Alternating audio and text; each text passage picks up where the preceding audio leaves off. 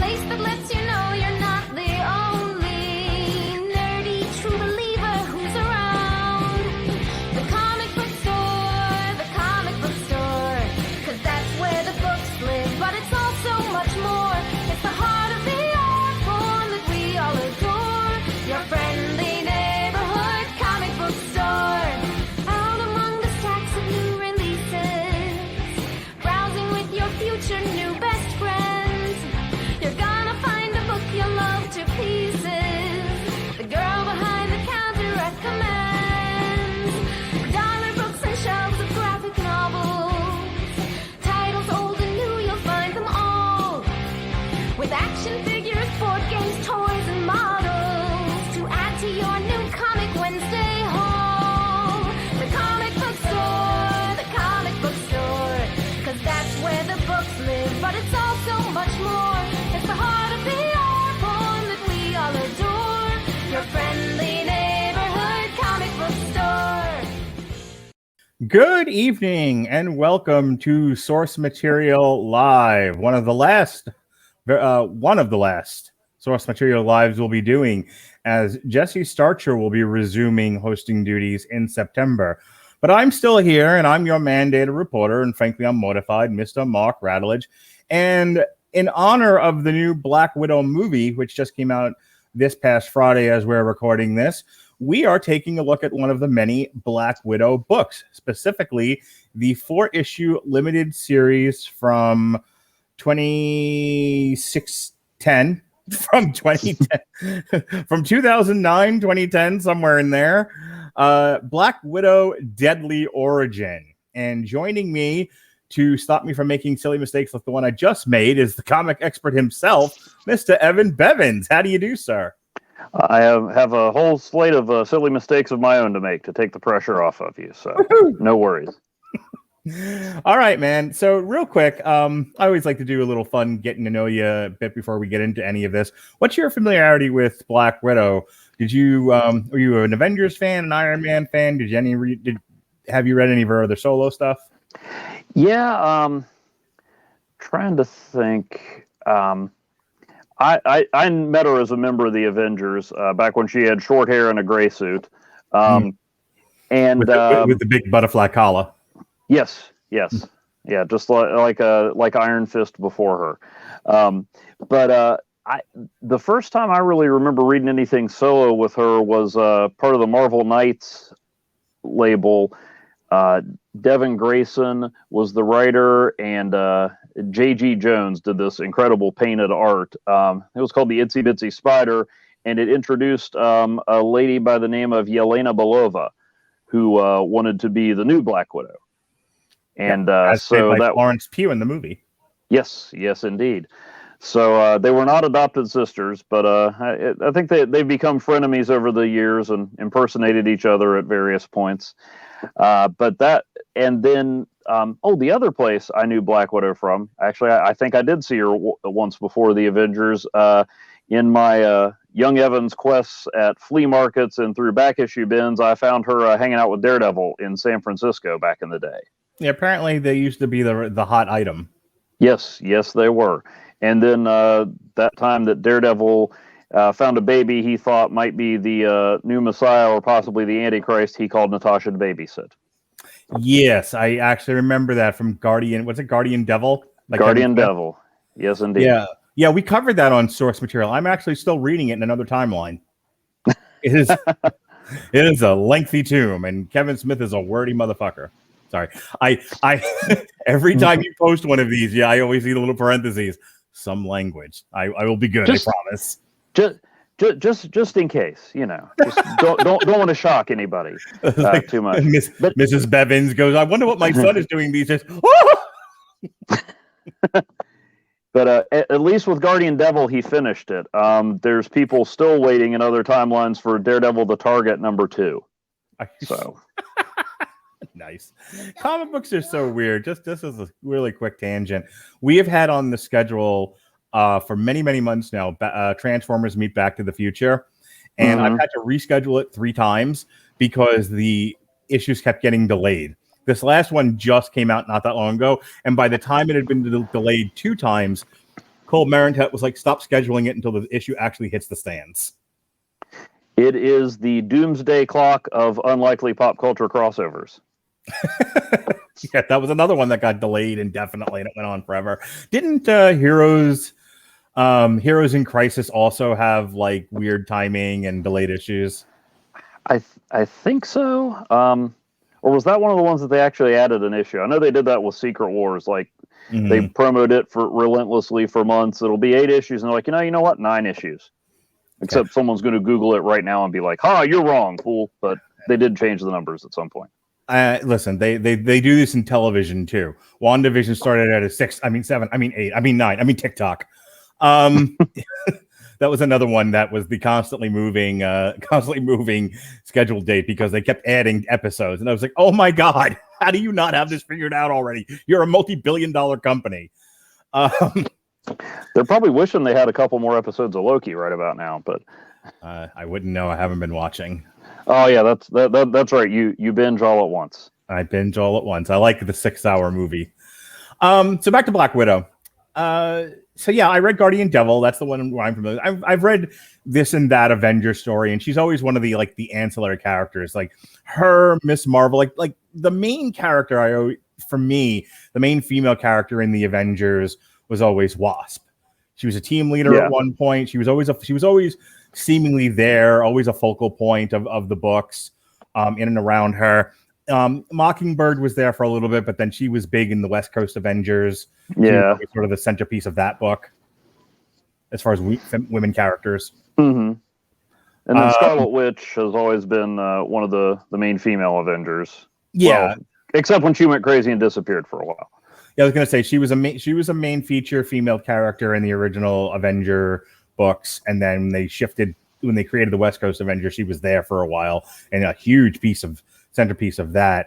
But yeah, like Black Widow was always kind of like, again, Miss Marvel, just kind of always hanging out in the background. And I mean bathing suit Miss Marvel, not Miss Marvel. So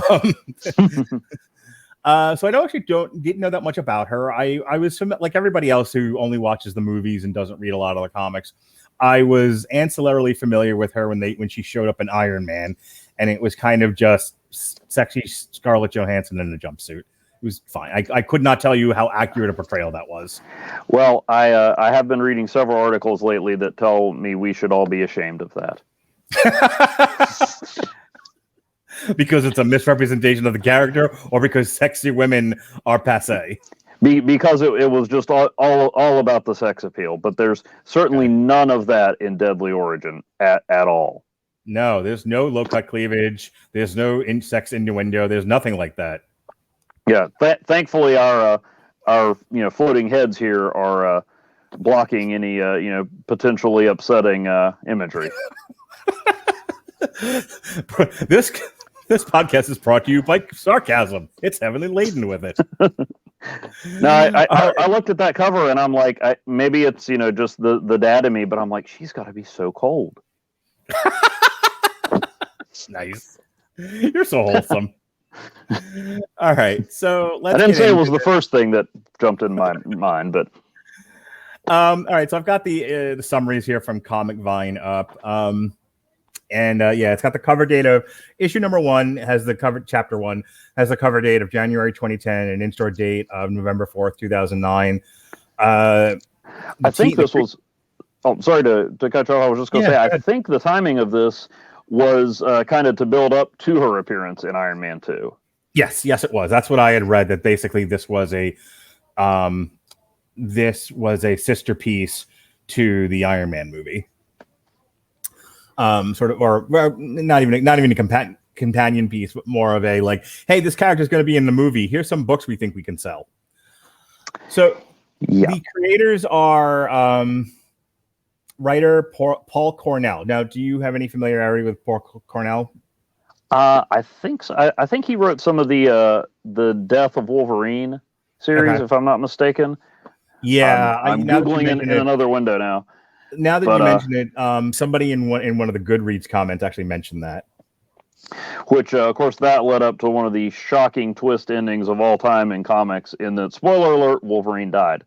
I don't know if you know this or not, but in Old Man Logan, he's old. Did Is he though? Did you know that Wolverine kills the Hulk? Wolverine kills the Hulk. Anyway, Tom Raney is your cover and penciler. Jean-Paul Leon is an artist and colorist. Who actually he just passed away a couple months ago. Real suddenly. Yeah. Yeah, he's got a real recognizable style, and I was I have to say when I heard about it, I wasn't familiar, but then I started looking at the stuff he'd done. He does a lot of the flashback pieces that really give this a lot of ambiance, and he I think he was only like 49. That's actually something I want to get into when we start actually cracking open the book is the definitive like changes in artistic style depending on what period that we're talking about her, and which I really was one of the best parts of the. This is one of those rare instances where I think the art's better than the book. It's the writing. Scott Hanna is your. I'll agree with you there. And then finally, Matt Milla is your colorist. Before she steals the world's heart in Iron Man 2, get caught in the wicked web of Marvel's sexiest and how dare you, comic vine, a deadliest super spy. She's been everything from a Russian espionage agent to a champion to an Avenger. Now a skeleton from Natalia Romanov's past is reaching out for those she's loved and lost. And the Black Widow has many victims to choose from the frozen streets of Moscow to the upper stratosphere. Paul Cornell of Captain Britain and MI3 and artist Tom Raney, Dark Reign Hawkeye, and Jean-Paul Leon, the Winter Men, deliver a globe-hopping, bone-breaking, high-tech thriller that reveals how Natalia's shadowy past threatens all she now holds dear. Guest starring the Winter Soldier and for like 2 minutes, Wolverine. So we talked about a bunch of different Black Widow books when we were prepping for this show. How did we, in your opinion, what was the reason why we landed on this one of all the different ones that deal with her origin? I don't remember. But I know this one because as I'll probably mention again when we do plugs, in my day job as a mild-mannered reporter, I do write a column about comic book based movies and TV shows and kind of their origins in the comics. And I was looking up kind of refamiliarizing myself with Black Widow's past because there's some kind of conflicting stories. There's a pretty famous issue of X-Men that somehow I still haven't managed to read, but I heard about it enough. It's got this iconic, I want to say Jim Lee cover with Captain America, Black Widow, and Wolverine on it. And it shows Wolverine and Cap teaming up in Madripoor during World War II to rescue a kidnapped girl that's actually Black Widow. Okay. Which, and I want to say that came out in the 80s. And so it was like, okay, well, yeah, she's got some kind of serum that slows her aging. It works okay. But once you've anchored her in that era, then in the 21st century, it starts to get a little iffier. So I think one thing that this accomplished, or at least tried to accomplish, was kind of giving the definitive origin and timeline for Black Widow. Mm-hmm. And, at least in that regard, it succeeds in like weaving together all of those different eras. Like I said, I knew her as an Avenger. I knew her as Daredevil's partner and love interest. Somewhere along the way, I found out that the Champions existed, which was just nuts. So, it does a good job of kind of tying all those eras together. And really, I mean, if for nothing else, we can talk about, the way the story is executed, but just for an info dump and a timeline of Black Widow, it does a good job there. Yeah, this talks about her time in the Red Room, and I don't think we need to go issue by issue. We just sort of talk about this, like the general story here. Sure. It talks about her time in the Red Room. It introduces us to Ivan. There's some stuff with the Red Guardian in here. And then who is not her adopted father. Yes. And then it just sort of jumps all over the place. It shows her with Daredevil. It shows her as part of the Avengers. It shows her in her various get-ups, the gray jumpsuit, the black jumpsuit, the white jumpsuit. The story is basically that this guy Ivan was sort of set up to, when she goes to the West, was sort of sent with her to make sure that she was safe or something like that. He was her Alfred. Yeah. and he plays that role, but she makes decisions he doesn't necessarily always agree with.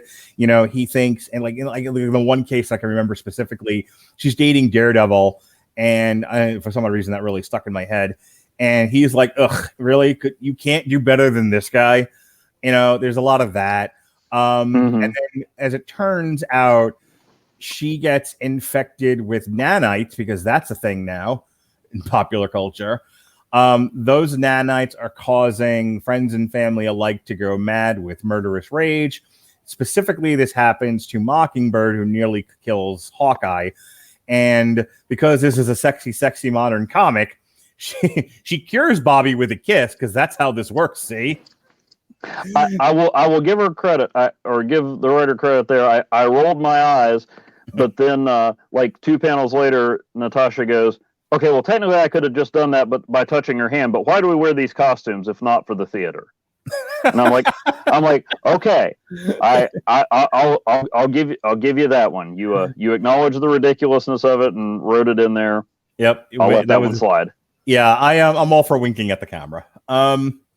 So she cures Bobby, and she's like, okay, well, I got to figure out how I ended up with these nanites. And so she goes to find Ivan. Turns out Ivan is dead, quote unquote, and he's headless, which makes it even worse. And now it's a mystery to how did she end up with these nanites? What happened to Ivan, and where's his head? When she and along the way, we she meets friend and foe alike.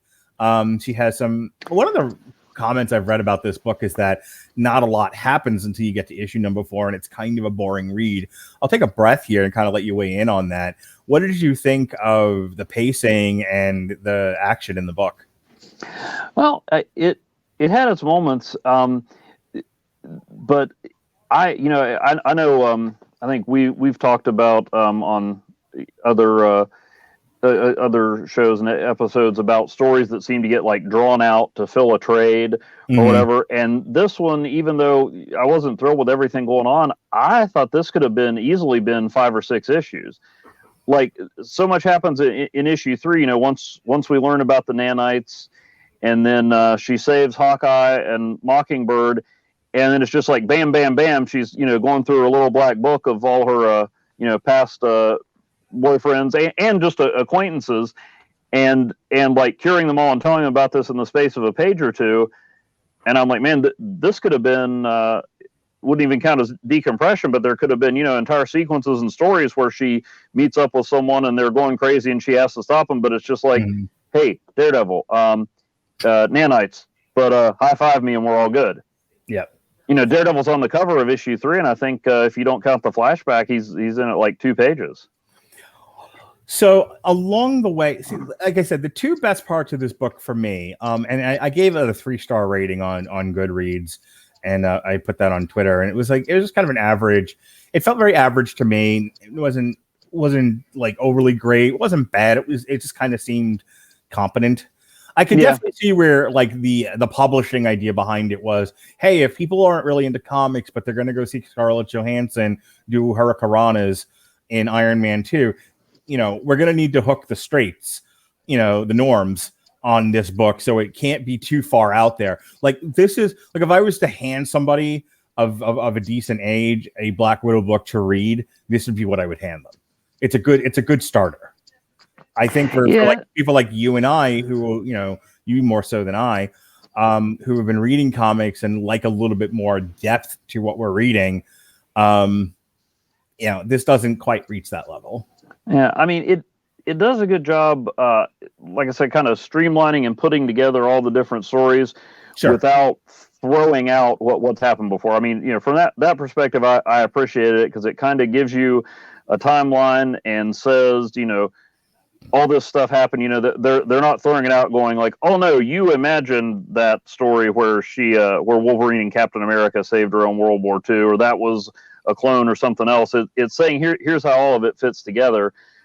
But and from that perspective, I liked it. But and maybe some of it is just I didn't follow it well. But the modern day framing story, it had its moments, but I don't know. It just seemed like it almost like it was tacked on after we have to explain her origin. So here's what we do now. Let's make a modern story to justify the sequence of events. So where I was going was I liked. I think you have a solid point there about it does a really good job of kind of telling this really linear Wolverine-esque, she 1900 to 2000 lifespan, this 100-year life that she's led. And I know that's not the right dates, but it doesn't matter. This 100-year life that she's led. But also, I like the idea of the mystery. I just, I don't know how well it was executed necessarily, but I like that it's there. But the things that I liked most about it were, once again, the artwork. And if you're watching the video, you can see the comic book panels as they pass by on screen. I love the fact that depending on what era we're in and where she's at in her life, the art changes. I mentioned that before. I really want to focus on that for the moment. That the era in which Black Widow exists, the art changes to match that era. And then I think in many cases, and I can't be totally certain without going back through those comics, but I think it actually mimics the art of those actual comics. Yeah, it definitely. I'm trying to remember. Usually, I'm more of a guy who notices the writing, because even the worst comic book artist I've ever seen is a far better artist than I am. So I really feel like I can say, well, I don't like this or that, but I can't say something's bad. But I can. That's fine. I'll do it for both of them. But I really like that, and it did kind of evoke those different time periods. And I liked it a lot better than the modern day art. I think you and I have talked about that before. Like that style, which I saw in like The Boys and some other places, where it's super bright and comic booky, and they're almost like every character almost has like a doll face. Mm-hmm. I actually like it, but I can see why that would be unappealing to other people. Yeah, I didn't. Like I said, again, the modern day sequences are better than anything I could draw. But like, especially, I don't know, some of the faces, like Natasha's face, like changed in the space of different pages. I'm not talking about expression. She almost looked like a different person. Yeah. Meanwhile, the Russian government place where she broke into, I briefly thought all those guys were clones. Right. But I don't know. So that kind of took me out a little bit. But yeah, Jean-Paul Leon. I don't know how to say it. I'll embarrass myself again. Say it with a French accent, and then it'll be right. Jean-Paul Leon. There you go. Perfect. His stuff just added this whole fantastic mood, and tone to it. It was effective to use it to switch between the eras, but I would have loved it if he had just drawn the whole thing. The other thing I like, speaking of art styles from eras past, when she's confronting Captain America, or rather when Captain America is confronting her, I thought this was the best written part of the book. It's a couple of panels. It's a conversation they're having, and it's referencing Civil War. You know, one where Captain America died. Ish. Anyway, died ish. Yeah, he was mostly dead. But they have a conversation about Captain America basically calls her out for not standing for anything. She I don't remember if it's that conversation or another one where she's just like, I pick winners. And I think that was later on, but like it ties in. Yeah, I think Ivan actually called her out on it, and she was like, I go with the winners. I don't know what you want me to do. Like, I'm not gonna. And I'll tell you, it's funny. I don't know how familiar you are with the movies, but there's a great line, I think in Age of Ultron, where she's like, I'm Russian. We tend not to get weepy when regimes fall. And there's definitely a universal element to her character of kind of being able to read tea leaves.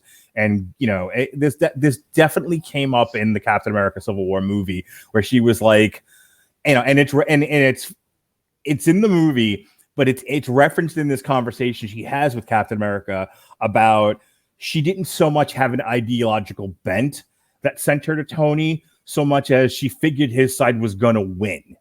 and Yeah. she just wanted to be on the winning side as a matter of pragmatism. And it isn't even a matter of, wanting to come out ahead of everyone else necessarily, though I'm sure that's part of it. It was more of, well, column A seems like it's going to come out ahead of column B, and just for self-preservation's sake, you always want to be on the side that's winning. So I'll just go to this side.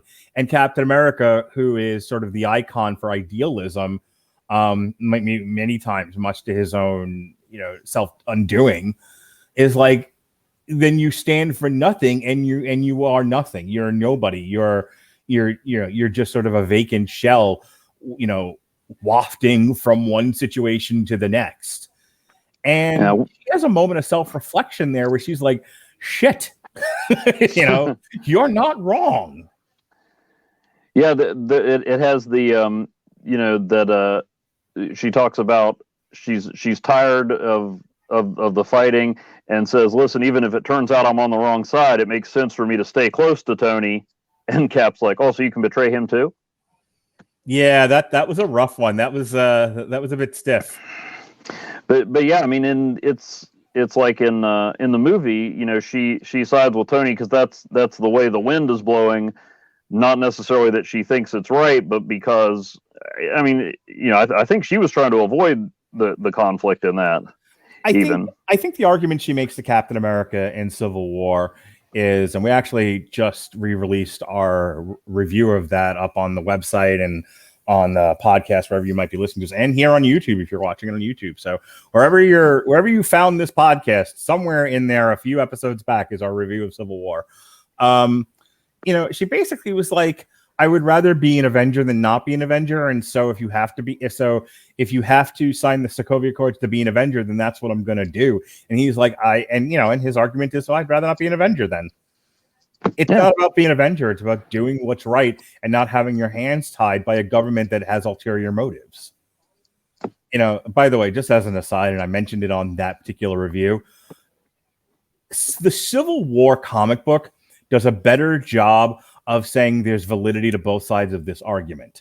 Yes. The movie does not. The movie does the worst job of presenting Tony's side.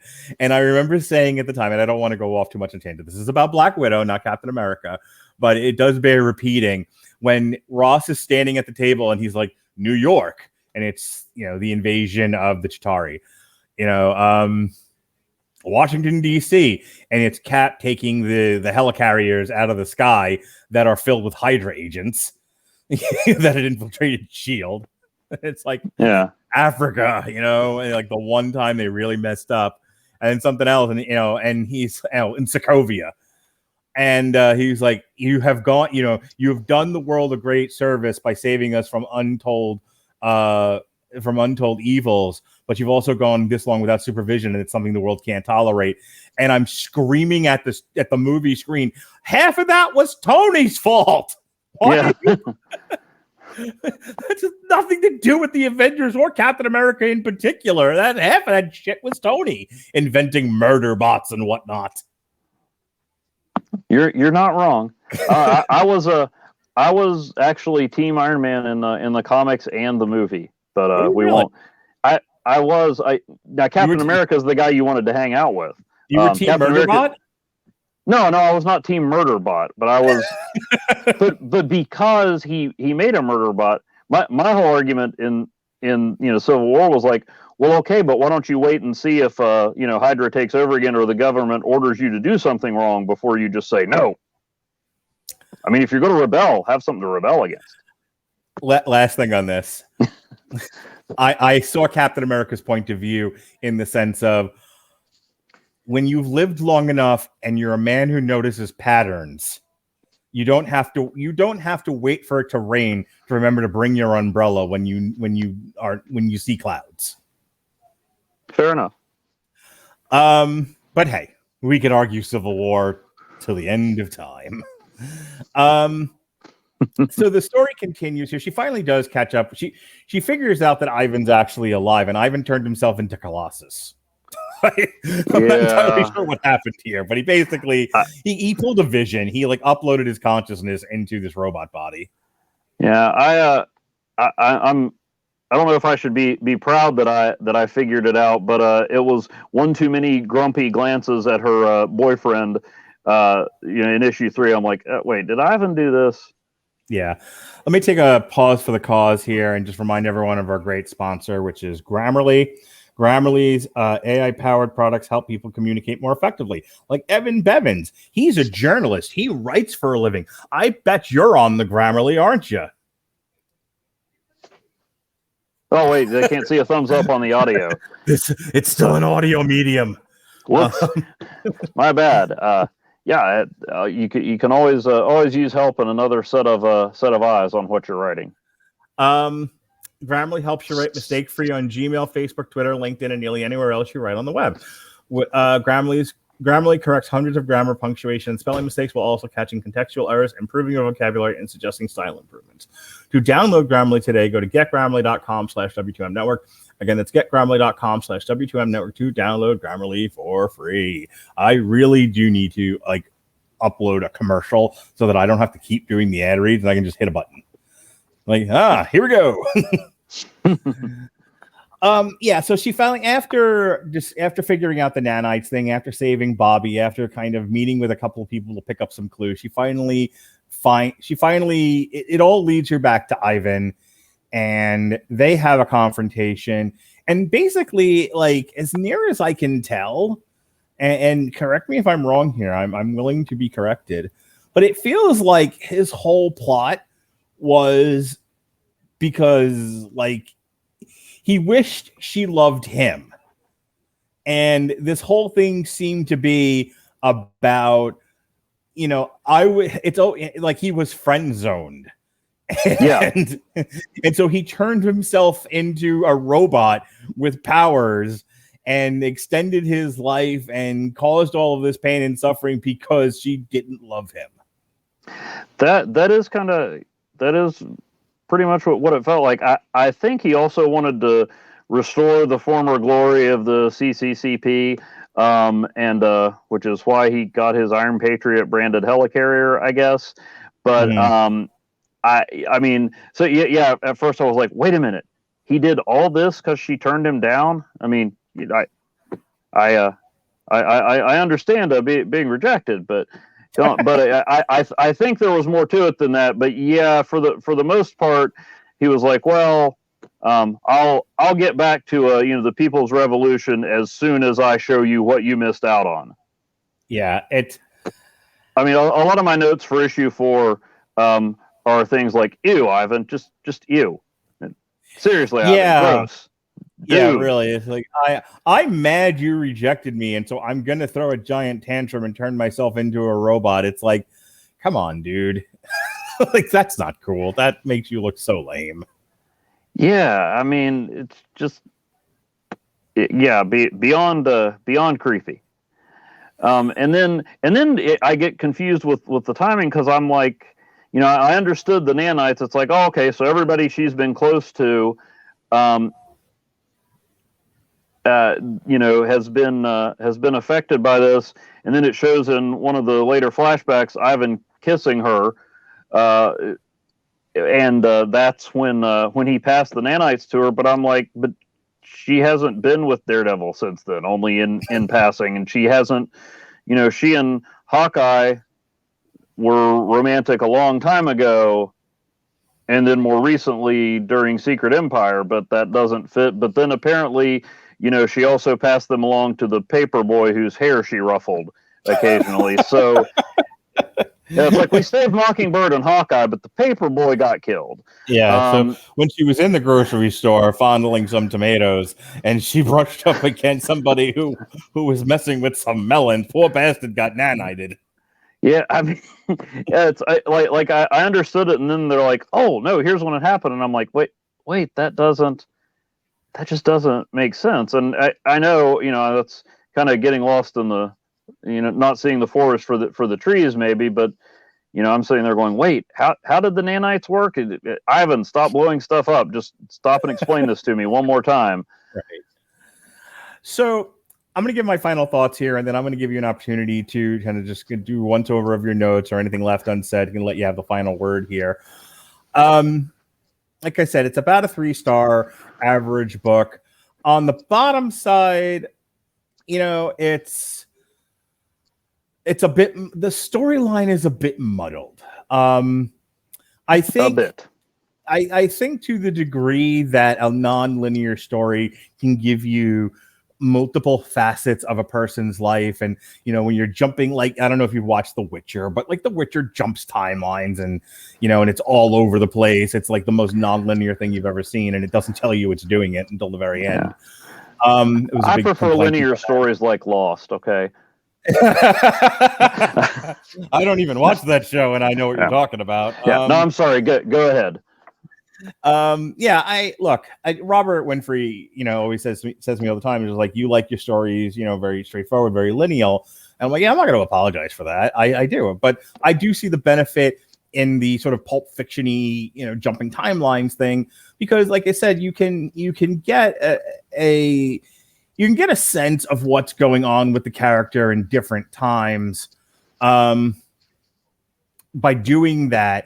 And I think that element worked for the book. That's not what the jumping of timelines and, going back and forth and showing different elements of her life and then, transposing it with what's going on in the present doesn't muddle the book. That's fine. What muddles the book is the story with Ivan and the mystery of the nanites. I don't want to say it didn't make a tremendous amount of sense. It may be perfectly coherent. It just felt a bit gobbledygooky. It felt like it was laden with details, and it was a little hard for me, at least, simple man that I am, to follow at times. It's not quite the death of Hawkman. But it's the universal... I gotta go back and read that again. You keep referencing that. I need to, because I just remember that Hawkman died. It has become our universal barometer for crap. It was a very basic story. The problem was with that podcast, Sheehan and I had nothing to talk about. It was like, this happened, and then it ended, and we were like, it was a comic book. It was one of those. This will be the last thing I say. This is better than that. We at least had things to talk about. The problem I have with some of the movies, television shows, and comic books that we do on the Radulich Broadcasting Network is many of them give us things to talk about, whether they're good, bad, or indifferent. The problem ones, the worst shows, are the ones where there's nothing to talk about. It's literally, this happened, and then we're like, I don't know what else to say about this. This was as plain and average as it gets. And that's why we always reference Death of Hawkman. It was the plainest of averages of books. And we both were like, even Godzilla and Hell gave us something to talk about, and that one nearly drove Christian mad, I tell you. But I'll give you the final word, sir. Your thoughts on Deadly Origin? Well, like I said, as a timeline for Black Widow's origin and kind of a primer on who she is, especially the flashback parts, work great. The modern day art wasn't bad, but I think it's undercut next to the Leon stuff. It's just the flashback art just it just feels like it's a different level.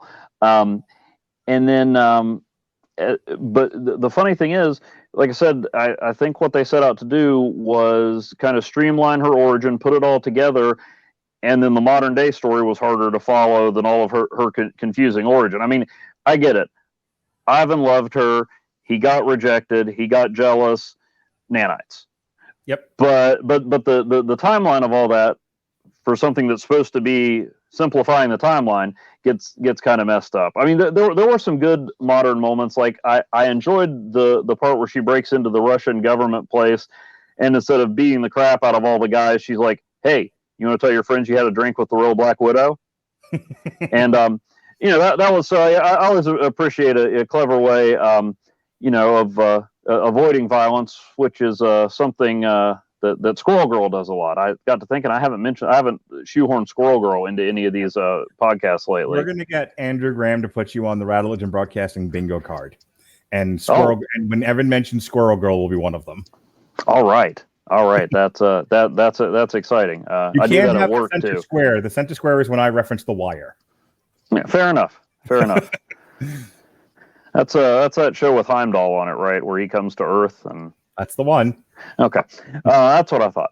But yeah, I did like that. That was a neat kind of going against the grain thing, especially when later you have her telling Hawkeye, well, what I'm going to do may not be very super heroic, and I'm the Black Widow, and sometimes I have to get my hands dirty, all that stuff.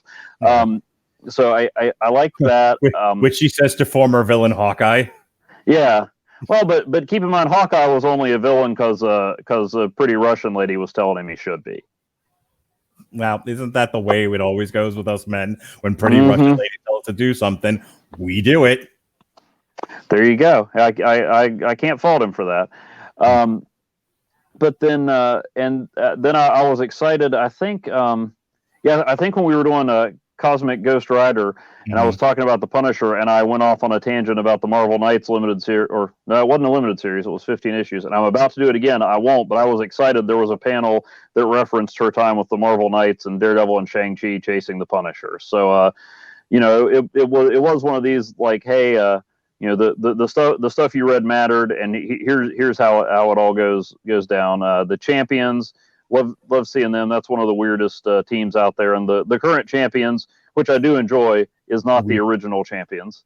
Weirder than the Secret Defenders? Well, but the Secret Defenders were by nature weird. I love that's going to be one of my my read-throughs for my blog, is going back through Secret Defenders, including the issues with Deadpool that I thought were a hoax until I'd never seen them anywhere until I saw someone trying to sell an issue for $20 because Deadpool and Luke Cage were on the cover. I'm going to pitch you an article idea. All the times the entire Marvel universe was made into one character. So every time, the time that everyone was made into a Hulk, the time that everyone was made into spider people, the time that everyone was venomized. Yeah, and then, now everybody's Captain Americanized, but only on variant covers. Although variant covers are how we got Gwenpool and maybe Spider-Gwen? No, I think Spider-Gwen was a character first. Gwenpool started. Gwenpool was fantastic, by the way. If you don't believe me, ask Chris Sheehan.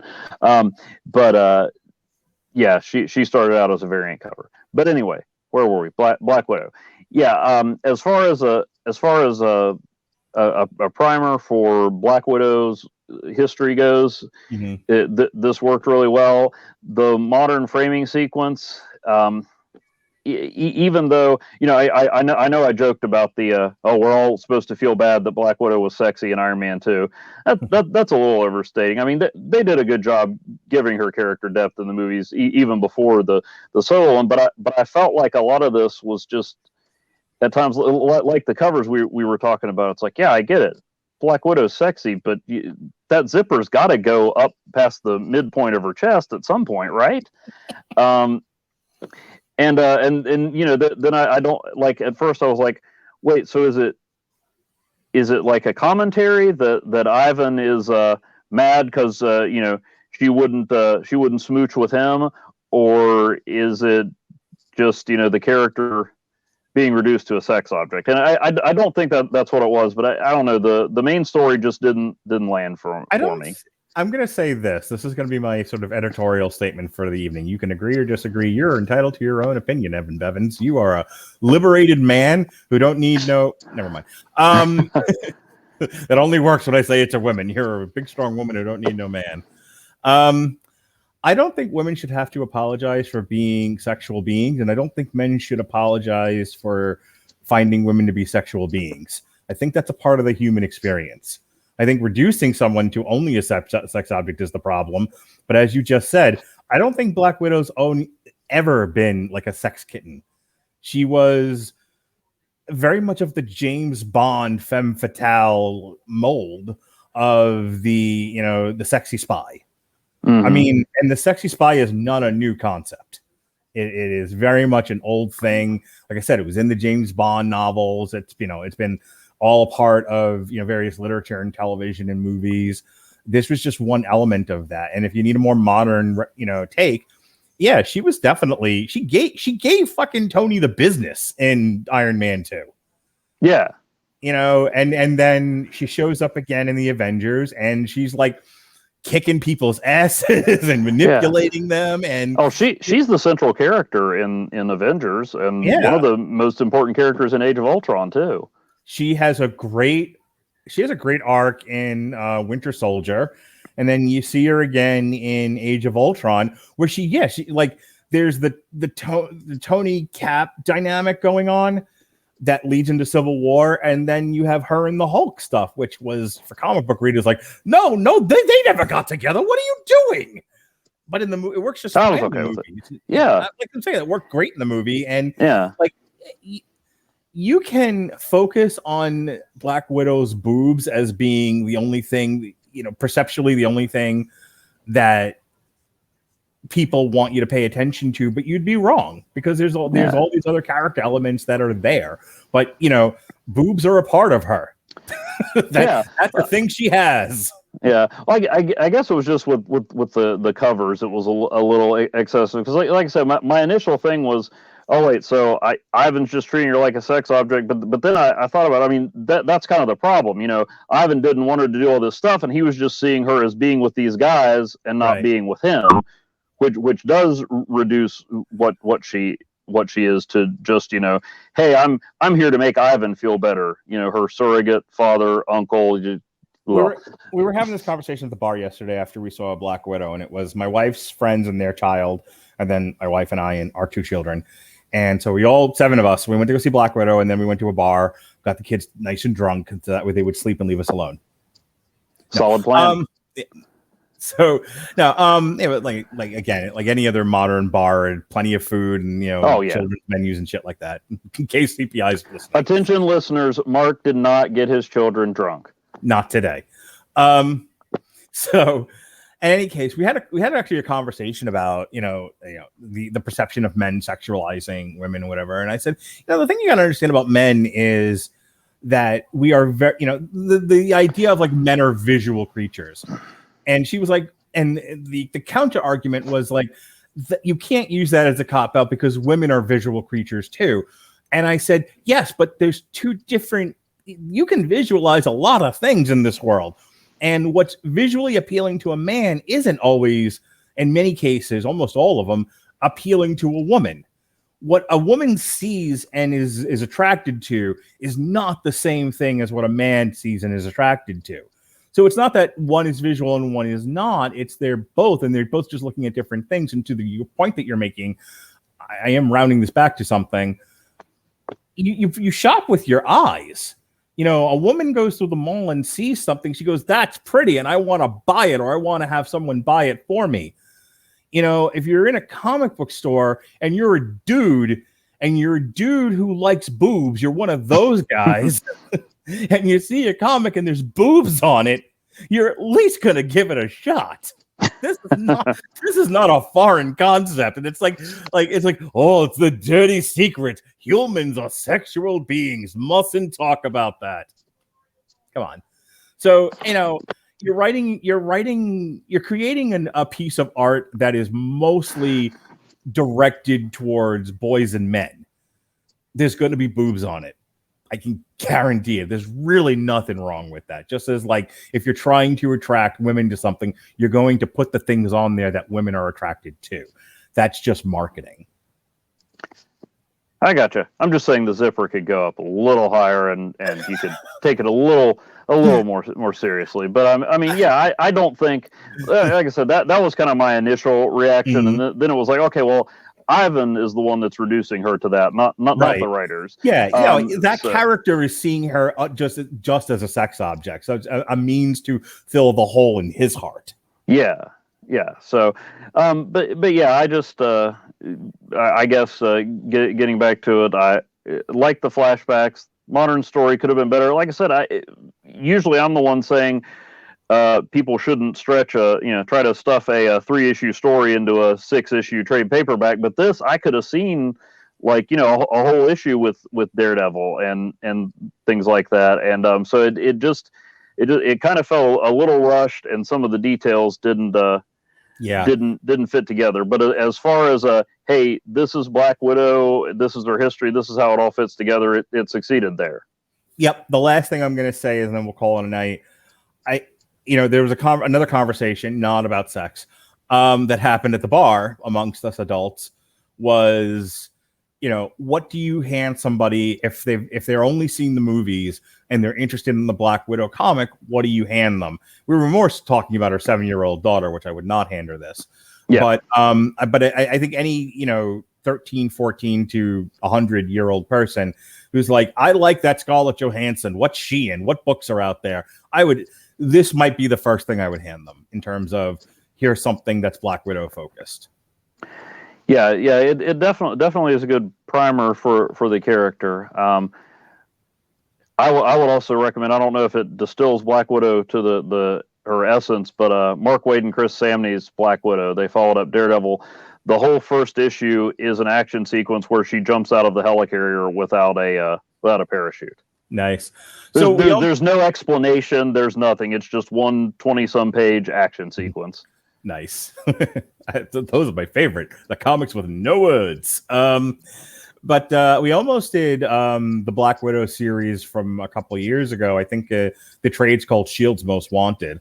That's the one. That's the one. Okay, I might actually now, based on your cell job there, whether you realized it or not, I might actually go read it.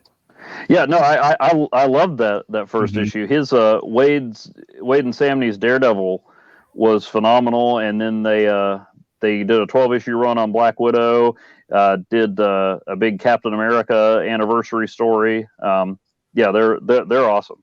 But one thing I was going to wonder if you were going to ask me about was what music I've been listening to.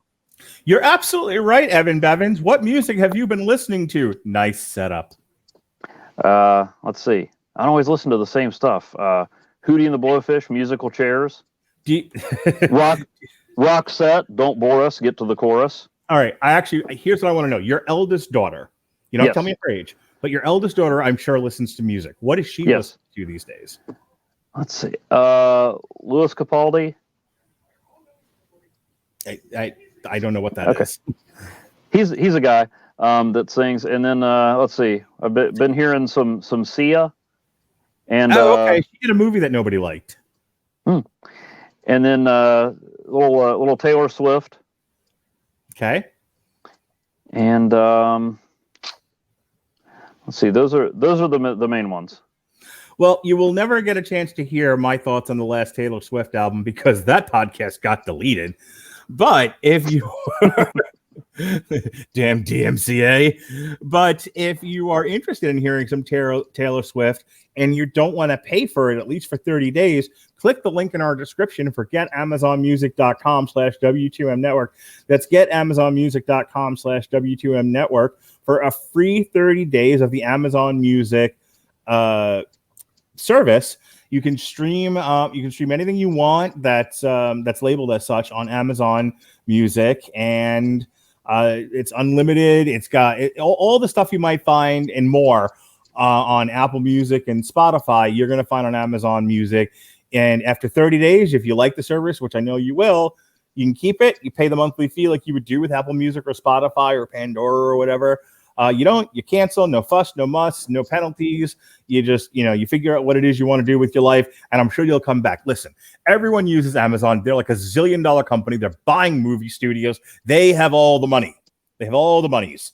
And they have all the monies because people, they buy their groceries there, they buy their t-shirts, their Black Widow t-shirts, they buy them from Amazon. So why not buy your t-shirts like Evan Bevins got, your posters like Evan Bevins got, your earphones like I've got, this computer that we're talking on? You can buy it all. Your earpieces, you can buy it all at Amazon.com. And when you're done with that, you can stream some music.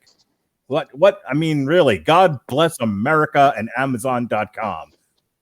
You could even stream, and I know this from experience on Amazon Music, that weird song from the credits of Harry Potter and the Goblet of Fire if you don't hit stop soon enough. Perfect. Okay. It's called Magic Works. It grows on you. Well, Evan, we are vastly coming to the end of what's been a several month-long experience here of me doing comic books. Next week, we actually have no comics that we're covering, but I'll tell you in 2 days, Unspoken Issues is still going strong. Jesse will have an Unspoken Issues for What If the Punisher Had Killed Spider-Man. In 2 weeks, There'll be a syndicated source material for G.I. Joe vs. Transformers just in time for Snake Eyes G.I. Joe Origins. On Monday the 26th, myself and Chris Sheehan will be reviewing Maestro from Peter David, which came out in 2020. And then Peter David, always good. And then in August, myself and Alexis Hanna will be reviewing Disney Kingdom's Seekers of the Weird to coincide with Jungle Cruise. Evan Bevins, this is what I was trying to get to. You'll be back on August 9th for Suicide Squad, Volume 1 from 87 to 1992. The first trade paperback, which is the first 8 issues of that series, Suicide Squad, Trial by Fire, which from the notes that I wrote here is more or less what the movie is based on. Not necessarily the story in that book, but that run written by John Ostrander of Suicide Squad is what James Gunn based the new Suicide Squad movie on, which is why we're doing it. We'll have myself and Alexis Hanna will be reviewing Vote Loki to coincide with the Loki review that we'll be doing as that wraps up on Disney Plus. Myself, Cole Marentet, and Jesse Starcher will finally, Chris Bailey, get to Transformers Back to the Future. It is, in fact, on shelves and ready for us to review. Chris Sheehan and I are, in theory, going to be reviewing X-Men Deadly Genesis by Ed Brubaker. We wanted to get in another Brubaker book before my run was over, and so he's a big X-Men fan, and I'm a big Brubaker fan, and this is where we met in the middle. And then, in theory, I'm not making any promises, but we're threatening Evan Bevins to do the Dexter comic that came out a few years ago. And that's going to be me and Chris Sheehan, I believe. And that should be coming out August 29th. So that's all the comic book stuff. And then Jesse, God bless him, Jesse will be returning as of September 6th with Chris Armstrong. And they'll be doing Shang-Chi by Gene Luen Yang, Volume 1, Brothers and Sisters. The first 5 issues of that series. That'll be Jesse in his return to source material and Chris Armstrong. So remember when Jesse ran this ship and there would be fun little edits and songs and gag reels, usually me making a lot of dick jokes. Well, that's all coming back. Well, maybe not that last part because I won't be on a lot of these. And nobody else does that sort of thing. I'm the filthy one. So, but Jesse and the editing and the pretty sounds and the gag reel all coming back as of September. I'm very excited about this. In the meantime, this week, tomorrow we'll have our Black Widow review. Let me give you a preview of that. If you liked the hour-long discussion of the chain of custody of Captain America's shield, that was in our review of Falcon and Winter Soldier. Get ready for Robert Winfrey and I to debate with meticulous detail which fall would have actually killed Black Widow in the Black Widow movie. Was it the one where she fell on the pipe? Was it the one where she fell from thousands of feet up in the near space atmosphere from the space station, aka the Red Room? Which one would have killed her? Who knows? That's what we're going to talk about for hours. But have you checked the group chat? Because I already explained the fall on Vormir. Yes, I did see that. I will bring that up. Oh yeah, please, that's all I ask. We may also talk about more elements of the movie besides Scarlett Johansson falling off shit. Well, who knows what we'll do. In addition to the aforementioned unspoken issues, we'll have a review of the Looney Tunes season 2A that just dropped. That'll be me and Alexis, and then another triple feature. This one is me and Jesse, and it'll be Gunpowder Milkshake, No Sudden Move, and The Misfits. On Thursday, myself, Chris Bailey, and Pat Mullen will be finally getting to our Mania of WrestleMania 3. And then on Friday, we'll have a re-airing of the 2015 review of Cinderella, plus another triple feature. This is myself and Jason Teasley. We'll be doing America the Motion Picture from Netflix, Team America, World Police, and Nerdland from Patton Oswalt. And then finally this Saturday, we'll have a tripped up trivia for WB Animation, which includes the Looney Tunes, Hanna-Barbera, Tom and Jerry, etc. That'll be airing Saturday morning. in addition to our re-airing of our Long Road to Ruin for the Cinderella movies. Evan Bevins, have you been wanting to play one of our podcasts for your daughters? Well, now you can, because we covered the Disney Cinderella feature that was in theaters back in the day and the 2 direct-to-video sequels. Yeah, but I have to watch the sequels first. Oh, okay. All right, that wraps it up for me. Evan, do your plugs and take me home, baby doll. Okay, well, as you might imagine, people listening to your promos, a lot of people are talking about Black Widow these days, and I'm going to tell you about the Black Widow story that nobody else is. The time Black Widow found an Infinity Stone in a toilet. That's over on my blog. Wow, I just forgot the name of the name of my blog. *51.blogspot.com. It's right there. Yes, it is. That's why I have it there. But you actually have to spell out asterisk, because I don't know if you can just use an asterisk in a URL. But that's what just went up today. And once this gets posted, I'll link here and drive my 10 of readers to this very podcast episode. And then on Wednesday, we'll have part 4 of my long overdue read through of Captain America, Man and Wolf. Mark, we finally got to Cap Wolf. Oh, wow. How long did that take? No, part 4 of Okay. the 6-issue thing. A lot of it is him and Dr. Druid. Yeah, I didn't even know Dr. Druid was in it. That was a bonus. Looking for werewolves and finding Wolverine. But yeah, we're finally at Cap Wolf. Oh boy. Sounds So yeah, we'll have that on Wednesday. I've actually been managing to get multiple posts out a week, and we're gonna ride that train and see where it goes. Look at you creating content, you content creator, you. Yes, All right. indeed. All right, folks. I want to thank Evan Bevins for helping me out tonight talking Black Widow. We'll see you next time on syndicated source or regular source material or source material live, whichever one this is. Until then, be well, be safe, and behave.